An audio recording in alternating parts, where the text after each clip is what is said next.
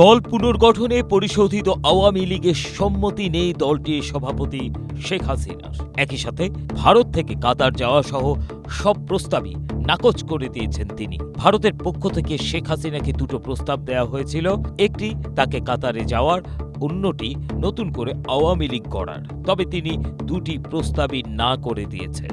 শেখ হাসিনা তার সিদ্ধান্তে অনড়। তিনি কোনো অবস্থাতেই ভারত ছাড়তে চান না, যেতে চান না কাতারে। তিনি মনে করেন কাতার যাওয়া মানে নেতৃত্ব ছেড়ে দেয়া। এ সমস্ত তথ্য তুলে ধরে প্রতিবেদন প্রকাশ করেছে দৈনিক মানবজমিন। প্রতিবেদনে আরও বলা হয়েছে, নির্বাচনের আগে আওয়ামী লীগ যাতে অংশ নিতে পারে সে লক্ষ্য নিয়েই প্রস্তাব চালাচালি হয়েছিল।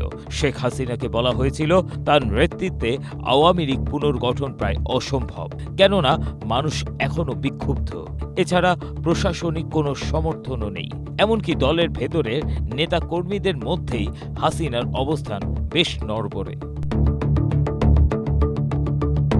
প্রথমে শেখ হাসিনা চেয়েছিলেন তার পরিবারের পক্ষে কাউকে দলের নেতৃত্ব দিতে, কিন্তু উপযুক্ত কাউকে খুঁজে পাওয়া যায়নি তার পরিবারের ভেতরে। দ্বিতীয় প্রস্তাব অনুযায়ী সাবের হোসেন চৌধুরীকে নিয়ে রিফাইন্ড আওয়ামী লীগ গড়ার চেষ্টাও বিফলে চলে যায়, কেননা শেখ হাসিনা এই উদ্যোগে মত দেননি, বরঞ্চ ক্ষুব্ধ হয়েছিলেন ভীষণভাবে।